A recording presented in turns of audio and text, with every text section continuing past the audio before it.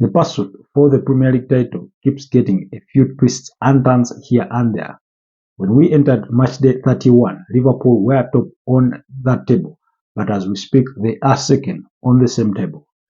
Following their draw against Manchester United, while Man City were once again flawless as they beat up against Crystal Palace by 4-2. Arsenal beat up against Brighton by 3-0. What an interesting weekend of football we've had. We did watch Atletico Bilbao win their first Copa del Rey title in 40 years when they beat Araenal by 4-2 on penalties that preceded a 1-1 draw in after extra time. Welcome back to the Football Tribe YouTube channel. Robert Kesakos is my name.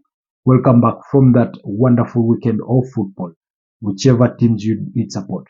Of course, we saw Bayern Munich stumble again as they lost by 3-2 in the weekend. We did see Bayer Leverkusen win to extend their lead at the top of the Bundesliga summit to 13 points. But back in the Premier League, where the title race is as tight as it has ever been amongst three teams, with just a point separating those teams, we did end the weekend with a new member at the top of that summit, and it was Arsenal, following their 3-0 victory against Brighton. What a sensational performance from the Gunners. Very incredible. Defensively flawless. Going forward, they just converted their chances and put the game to bed. 3-0 was the victory. Bukayo Saka from the spot, Kai Havertz once again on target, as well as Leandro Trossard punishing his former masters there and tapping the Arsenal badge. Very wonderful game. But then on Sunday, Liverpool stumbled as they shared the spoils against Manchester United in that rivalry tie against United at Old Trafford. 2-2 it finished. What an incredible goal Kobe Mainoo did score in the weekend. What a wonderful game of football it was. To be honest, the result does not tell the full story or does not paint the perfect picture of the game. But then again, Liverpool will only have themselves to blame for not converting their chances, because they could have put that game to bed right from the onset. But then they let Manchester United back into the game when Bruno Fernandes intercepted that blind pass to score a stunner. And it was 1-1. And then Kobe Mainoo, with the sweetest turn you will see this season, putting that ball past Kelleher to score to make it 2-1. And then, of course, Liverpool had to fight their way back through Mohamed Salah, and the game ended 2-2. That meant that because Arsenal have a better goal difference, they remain top of the Premier League summit, while Liverpool dropped to second and Manchester City are still third. Both Arsenal and Liverpool at 71 points, while Manchester City are just a point behind them at 70 points. With 7 games left to play, it's still all there for the taking. The advantage was in Liverpool's hands. As we speak, that advantage, as small as it may sound or feel, it is now swinging towards Arsenal's favor. In a matter of speaking, the homework is simple. Just win all your games and you have the title. That's for the Arsenal. Liverpool, same story. Just win all your games and the title could be yours, because Liverpool could easily win the league should they get to score more goals if they win all their games, and pray that by the end of the 7 games, their goal difference is better than that of Arsenal, even if Arsenal wins all its games. So clearly, it's all there for the taking for Liverpool and Arsenal.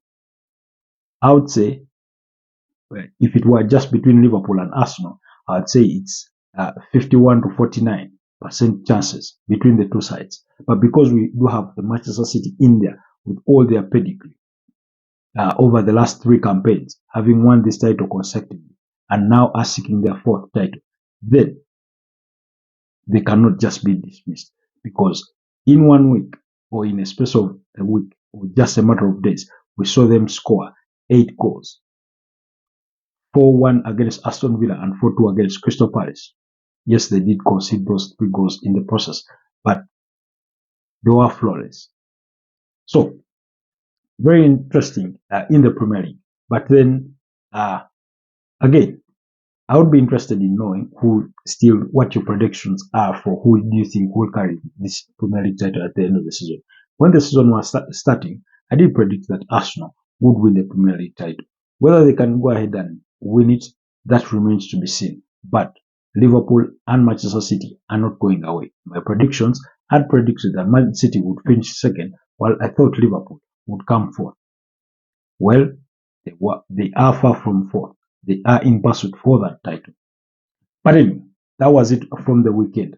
I was unable to do the full review of the games due to family engagements, but action of football doesn't stop because the UEFA Champions League does return at the quarterfinal stage with two games to be played on Tuesday. That is at 10 p.m. East African time when Arsenal host Bayern Munich at the Emirates Stadium. I have already said that Arsenal will beat Bayern Munich at the Emirates Stadium. That's my view. And that video is already on the channel. Do check it out from a couple of days ago.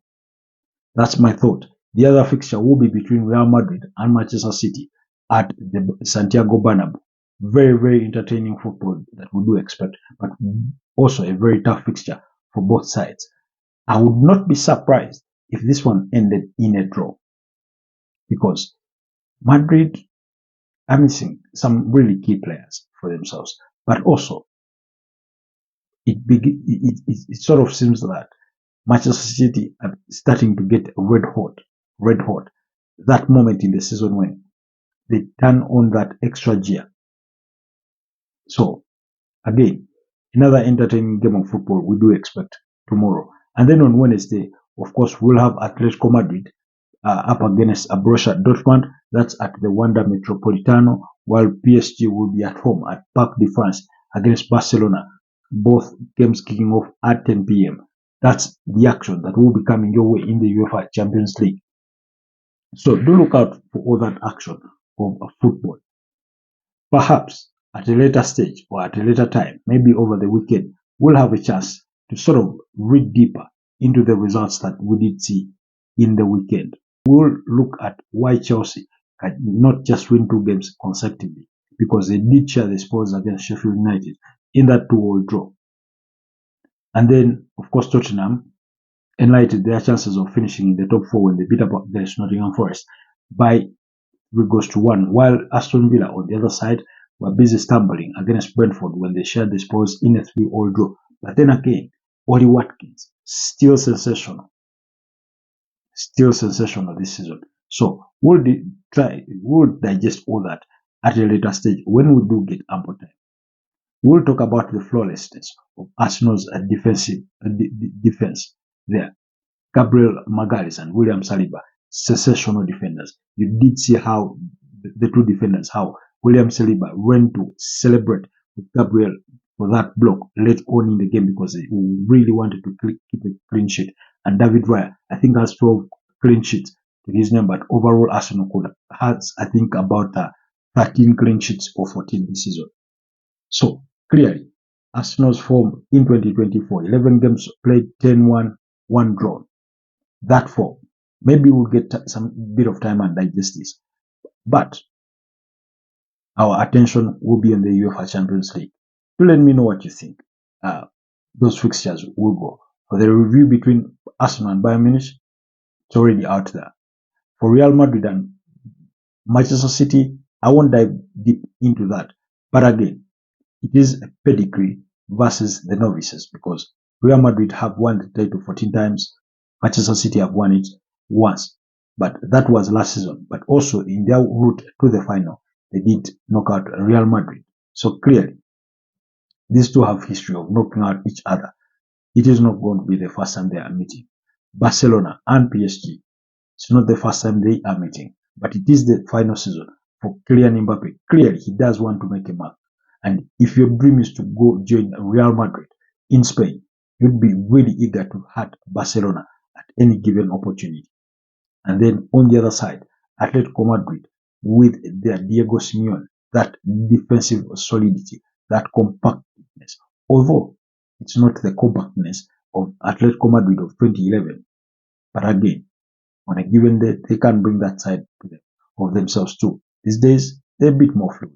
They are up against a Borussia Dortmund side that did make it to the finals of the 2013 edition of the UEFA Champions League and lost to Bayern Munich by 2-1. So, clearly, as far as Atletico Madrid are concerned, they made it to the finals of 2014, 2016, losing to Real Madrid on both occasions by, I think, 2-1 and then 4-2. That was in 2014. So, clearly, it's a lot of football to look forward to. And I do look forward to that showpiece. Otherwise, allow me leave it here and wish you a wonderful rest of the week. Eid Mubarak to all our Muslim viewers and well-wishers, because I do know that Eid is slated for Wednesday as things stand. Eid Mubarak. I'll see you next time. Stay blessed.